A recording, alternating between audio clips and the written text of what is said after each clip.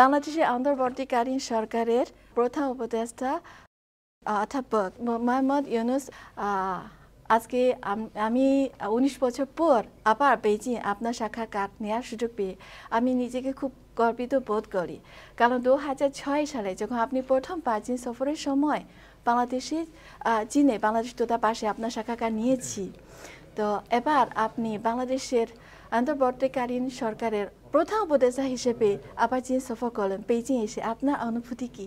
আমার খুবই ভালো লাগছে, সবার সঙ্গে দেখা হচ্ছে, পুরনো বন্ধু বান্ধব যারা আছে তাদের সঙ্গে দেখা হচ্ছে। যেমন তোমার সঙ্গে দেখা হলো 19 বছর এর মধ্যে চলে গেল, তোমার ছবি দেখলাম, তোমার ছবি এখনো আগের মতোই। Thank you. Thank you. কাজে আমার ছবিও দেখালে, তুমি বহুদিন আগের ছবি তোলা। কাজে এগুলো পুরনো স্মৃতিগুলো আসছে, তাদের সঙ্গে কথাবার্তা হচ্ছে। আমাদের বহু কাজ একসঙ্গে করেছে, যেমন আমার বন্ধু প্রফেসর দু বহুদিন থেকে এই বিষয়ে উনি উৎসাহ নিয়েছেন। তার প্রতিষ্ঠান Chinese academy of social sciences ওনার পরিচালনায় চলে। তিনি খুবই আগ্রহী হলেন এটা জানতে। সে বাংলাদেশে আসলেন উনি বোঝার জন্য, তখন আমাদের সঙ্গে কোনো পরিচয় ছিল না, একজন অধ্যাপক হিসেবে দেখার জন্য, শোনার জন্য।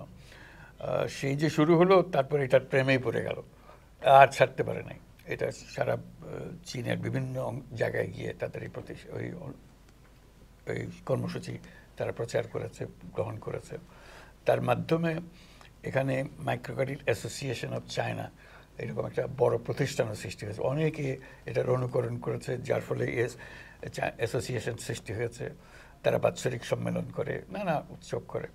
তো এগুলো আবার সব মনে পড়ে গেল ওনাকে দেখে। আরও অনেক বন্ধুবান্ধব যারা ছিল তাদের সঙ্গে দেখা হলো এই উপলক্ষে।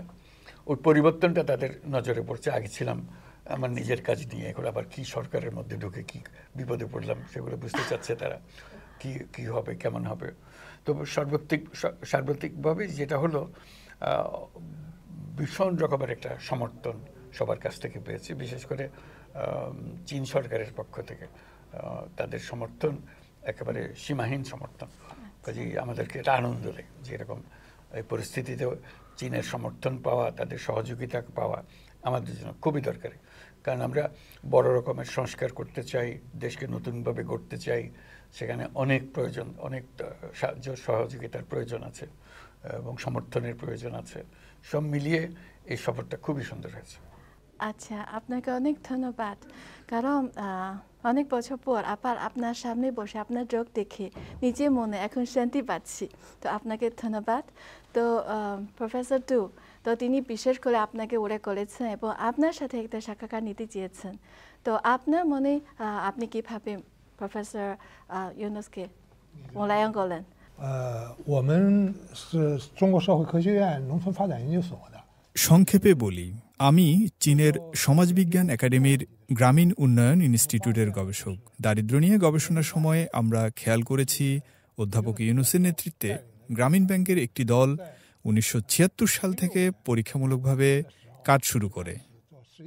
1983 সালে তিনি গ্রামীণ ব্যাংক প্রতিষ্ঠা করেন, আর আমি দারিদ্র্য বিমোচন নিয়ে গবেষণা করি। আমি ভেবেছি আমরা কি তার অভিজ্ঞতা থেকে শিখতে পারি। এ কারণে 1993 সালে আমি বাংলাদেশে যাই। তারপর থেকে ইউনুসের সাথে আমাদের মুখোমুখি যোগাযোগ শুরু। তিনি অনেকবার চীনে এসেছিলেন। আমিও তার কাছ থেকে শেখার জন্য বেশ কয়েকবার বাংলাদেশে গিয়েছিলাম। তিনি আমাদের প্রকল্পগুলো পরিদর্শন করতে এসেছিলেন, আমাদের প্রকল্পগুলোকে স্বীকৃতি দিয়েছিলেন এবং অনেক বিদেশি প্রকল্পের সঙ্গে আমাদের পরিচয় করিয়ে দিয়েছিলেন। যদিও তিনি একজন অধ্যাপক, তবে তিনি দরিদ্রদের, বিশেষ করে তার দেশের দরিদ্র নারীদের নিয়ে বেশ উদ্বিগ্ন।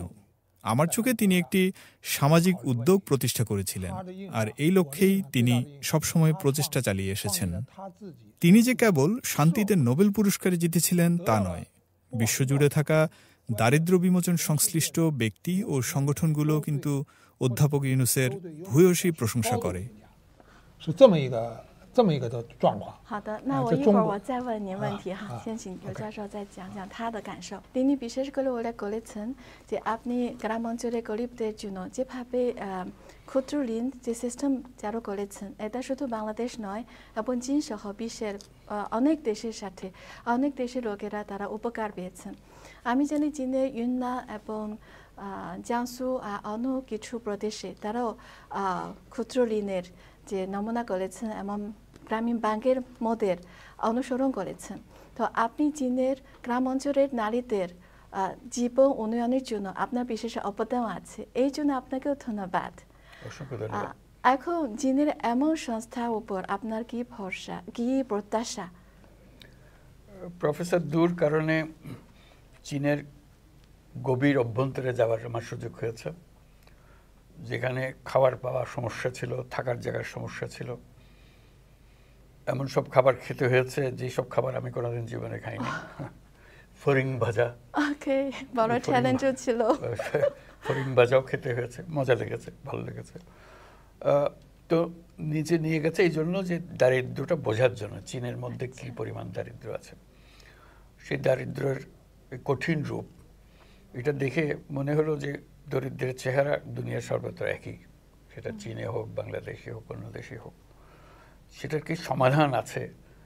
সমাধানটা হলো মানুষের যে সৃজনশীলতা, সেটাকে যদি স্বীকৃতি দিয়ে সমাজ যদি তার প্রাতিষ্ঠানিক আয়োজন করত, তোমার কাজ তুমি করো, আমি তোমাকে সহযোগিতা করব যাতে করে সেটাতে তুমি এগিয়ে যেতে পারো। বাংলাদেশে যেমন, এখানেও চীনেও তাই, ঘরে নানা রকমের প্রাণী পালন করে, যেগুলো বিক্রি করে, নিজেরা খায়, এরকম। কিন্তু পয়সা নেই, টাকার অভাব। কাজে ওই ক্ষুদ্র ঋণটা ওই কাজে লাগলো, যে টাকাটা হাতে পেলে সেটাকে ব্যবহার করতে পারে। মনে হলো যে তার একটা হাতের মধ্যে একটা শক্তি আসলো, ওই শক্তিটাকে ব্যবহার করে তার জীবন পরিবর্তন করা। মহিলাদের অবস্থা সব জায়গাতে একই রকম, চীনে যেরকম বাংলাদেশে এরকম। চীনে মহিলাদের অবস্থার পরিবর্তন দ্রুত গতিতে হয়েছে, কিন্তু যে সময় আমরা ঘোরাঘুরি করছি চীনে, তখনও অবস্থা খুবই খারাপ অবস্থার মধ্যে ছিল মেয়েরা। তো তার মধ্যেও এটুকু সুযোগ পেয়ে তারা যে কি পরিমাণ আনন্দিত হতো, তাদের ছেলে মেয়েরা আমাদেরকে ঘিরে রাখতো, যে এটা খুব মূল্যবান কথা, মূল্যবান মানুষজন এখানে এসছে, তাদের সঙ্গে কথা বলার সুযোগ পাওয়া। তো আমার কাছে ভালো লাগতো যে চীন আর বাংলাদেশে কোনো তফাৎ দেখি নাই, একই পরিস্থিতি, একই জায়গা। তো সেটা তিনি বুঝতে পেরেছিলেন, কারণ উনি বাংলাদেশে গেছেন, বাংলাদেশের পরিস্থিতি দেখেছেন। অনেকে ওনাকে বলেছে চীনে এটা হবে তবে না, এগুলো আমাদের এখানে চলবে না। উনি এটাতে নড়েন নাই এবং শক্তভাবে ছিলেন বলে তার অনেক অনুসারী সৃষ্টি হয়েছে, বহু অনুসারী সৃষ্টি হয়েছে, এবং সেটাকে বিরাট একটা কাঠামো দিতে পেরেছেন উনি। ওটাই ওনার সাফল্য, যে প্রথম সবাই স্বীকার করেছে যে উনি প্রথম এটাকে এনেছেন এবং সরকারকে রাজি করাতে পেরেছেন বিভিন্ন প্রতিষ্ঠান সৃষ্টি করার জন্য। তার কারণে বহু প্রতিষ্ঠান, বহু নীতিমালা সৃষ্টি হয়েছে সরকারের, সেই জন্য সরকারের লোকজন এটাকে চেনে ভালো করে। তো সেটাই এটার যে ইম্প্যাক্টটা যেটা হলো, সেটা ওনার নেতৃত্বে সারা দেশে হওয়ার জন্য সম্ভব হয়েছে। আমি এমন রিপোর্টও দেখেছি, যিনি জিয়াংসু প্রদেশে গ্রাম অঞ্চলে আপনি ওখানে গিয়ে গ্রামীণ ব্যাংক উদ্বোধন করেছেন। ওখানে নারীরা আপনাকে সম্মাননী নারী সার্টিফিকেট দিয়েছেন, এবং এটা তাদের জীবনে একটা বিশেষ রেকর্ড হয়েছে, বিশেষ স্মৃতি। তো আপনি তাদের জীবন পরিবর্তন করতে পেরেছেন। তো আপনার মনে একটা বিশেষ মায়া আছে, সেই জন্য দরিদ্র লোকদেরকে সাহায্য করতে পারেন। এবার আপনি চীন সফর করতে এসেছেন, তো বোয়া ফোরামে উপস্থিত ছিলেন, ওখানে ভাষণ দিয়েছেন। আপনার ভাষণে ওখানে চীনা দর্শক এবং অন্য দেশের অতিথিদের কাছে কেমন সাড়া পেয়েছেন? খুবই ভালো। আমি যেগুলো বলতে চেয়েছি তাদের মনে দাগ কেটেছে বলে মনে হয়, কারণ উচ্চতর স্থানে আসেন এরকম ব্যক্তি, উপপ্রধানমন্ত্রী দেং, উনি খুব প্রশংসা করলেন। বিশেষ করে ওই যে 3-0 কথাটা বলে, আমি মনে করেছিলাম এগুলো বোধহয় কোনো বুঝতে পারবেন না, এত সংক্ষিপ্ত জিনিস। উনি এসে বলে যে এটা আমার কাছে খুবই ভালো লেগেছে, বিশেষ করে যে তরুণদের মনের মধ্যে যদি এটা তোমার যে চেষ্টা করছো তরুণদের মনে এটা ঢুকিয়ে দেওয়ার জন্য, এটা আমার কাছে খুব আকর্ষণীয় মনে হয়েছে। কাজে উনিও বুঝতে পেরেছেন জিনিসটা আমরা কি বলতে চেয়েছি, যদি সংক্ষেপে বলা হয়েছে ওখানে, কিন্তু মর্মকথাটা উনি বুঝতে পেরেছেন এবং বলেছে আমার কাছে খুব ভালো লেগেছে জিনিসটা, আমি এটা চিন্তা করে দেখব কীভাবে আমরা করতে পারি এটা। তো কাজে এই তরুণদের উদ্বুদ্ধ করা, তার মনের মধ্যে জাগা কতগুলো স্বপ্ন জাগানো, লক্ষ্যবস্তু স্থির করা, এটা মানুষের মনে জাগে। তো আমি বক্তৃতা দেওয়ার পরে অনেকে কথা বলতে এসেছিলেন, আমার পাশে যিনি বসছিলেন তিনিও খুব উচ্চকণ্ঠে প্রশংসা করলেন যে এটা আমার কাছে খুব ভালো মনে হয়েছে কথাটা আপনার। তো এই সংক্ষিপ্ত সময়ের মধ্যে যে ওনার মনে একটা দাগ কাটতে পেরেছে, ওটা দেখে আমি খুব খুশি আছি। আপনার সাথে সাক্ষাৎকার নেওয়ার আগে আমি তো আপনার যে তিন স্ট্রিট তথ্য সে বই পেয়েছি ইংলিশ ভার্সনের, আমি সেটা কিছু পড়েছি এবং আমি আপনার কাছে জানতে চাই এখন আপনার এই প্রস্তাবিত তিন স্ট্রিট তথ্য এবং চীনের প্রেসিডেন্ট শি জিনপিং এর প্রস্তাবিত চীনা স্তরের আধুনিকীকরণ তত্ত্ব এর মধ্যে কোনো মিল আছে? অনেক সামঞ্জস্য আছে, বিষয়গুলো তো একই, বিভিন্নভাবে বলা হচ্ছে, একই ধরনের একই লক্ষ্যে আমরা পৌঁছানোর চেষ্টা করছি। অর্থাৎ একটা নতুন পৃথিবী সৃষ্টি করতে হবে। এই পুরনো পৃথিবী যতই আমরা এটাকে টেনে ছিঁড়ে এগিয়ে নিয়ে যেতে চাই, আমাদের পরিশ্রমটা সার্থক হচ্ছে না। কাজে আমাদের চেষ্টা হবে এইটা মেরামতি কাজে না গিয়ে বরং সুন্দর করে নতুন করে আবার গড়া, কাঠামোটা করা, চিন্তার কাঠামোটা করা। এটি ছিল ৩-০ মূল কথাটা, এবং পরিষ্কারভাবে বলা আমরা কি চাই সেটা হলে তারপরে অন্যান্য প্রাতিষ্ঠানিক আয়োজন এই লক্ষ্যকে স্থির করে করা। কাজে এটা এমন না যে আমি আগে থিওরি বানিয়ে ফেললাম তারপর পৃথিবী যাই হোক সেটা তারপর আমার থিওরি ঠিক থাকবে, ওরকম না। আমরা পৃথিবী কী চাই আগে ঠিক করব, তার জন্য যা যা লাগে, থিওরি লাগে, কাঠামো লাগে, সব কিছু আমরা ঠিক করব ওই লক্ষ্যে পৌঁছানোর জন্য। সেটাই হলো মূল বিষয়। কাজে ৩-০ বিষয়টা হলো যে এই হলো আমাদের লক্ষ্যবস্তু, এবং যত কিছু পাল্টাতে হবে, যতগুলো সৃষ্টি করতে হবে, এই লক্ষ্যে আমাদেরকে সৃষ্টি করতে হবে। সেটা বাস্তবায়িত হলে আমাদের পৃথিবী অনেক সুন্দর হবে। শুধু সুন্দর হবে না, বেঁচে যাবে। বর্তমান যে পৃথিবী, যে সভ্যতার কাঠামোতে আমরা আছি, এই কাঠামোতে পৃথিবী বেঁচে থাকার কোনো সুযোগ নাই। এটা আত্মহননকারী একটা সভ্যতা। কাজে এই আত্মহনন থেকে রক্ষা করে তাকে সুন্দর একটা সভ্যতার দিকে নিয়ে যেতে হলে ওখান থেকে ডিপার্ট করতে হবে, সরিয়ে আসতে হবে। এই সরিয়ে আসার যে চিন্তা ভাবনা, সেগুলোর কথাই আমরা বলছি।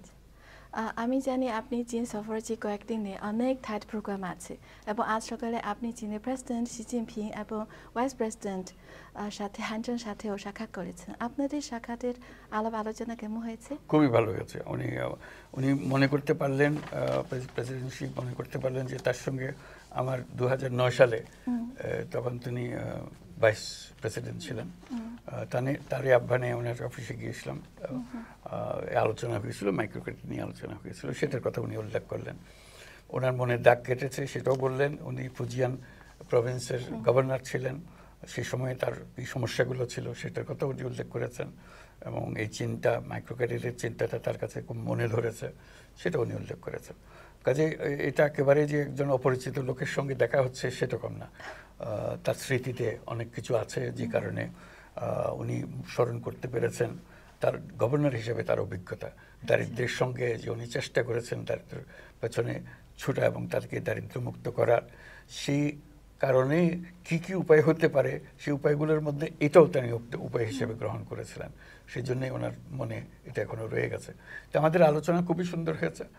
আমরা কি করতে পারি বাংলাদেশের পরিস্থিতিতে, সেটা তার কাছে আমরা উল্লেখ করেছি যে আমাদের সাহায্য, সহায়তা, সমর্থন দরকার এটার পেছনে। উনি সেটা সমর্থন দিতে আগ্রহী হয়েছেন, বলছে আপনাদের যা লাগে আমরা চেষ্টা করবো আপনার কাছে পৌঁছে দিতে।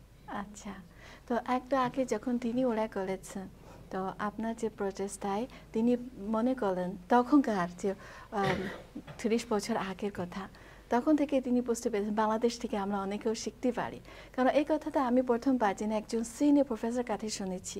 এর আগে অনেক সময় আমি সাক্ষাৎকার নিই, বাংলাদেশি বন্ধুরা বলে হ্যাঁ আমরা চীনে এসে কিছু শিখতে পারেন। তো তিনি বলেছেন তো ভালো হয়েছে।那杜教授，今天您受到邀请参加今天这个晚宴，您有什么感受？您看到尤努斯教授有什么变化吗？尤努斯教授还是老朋友的老样子。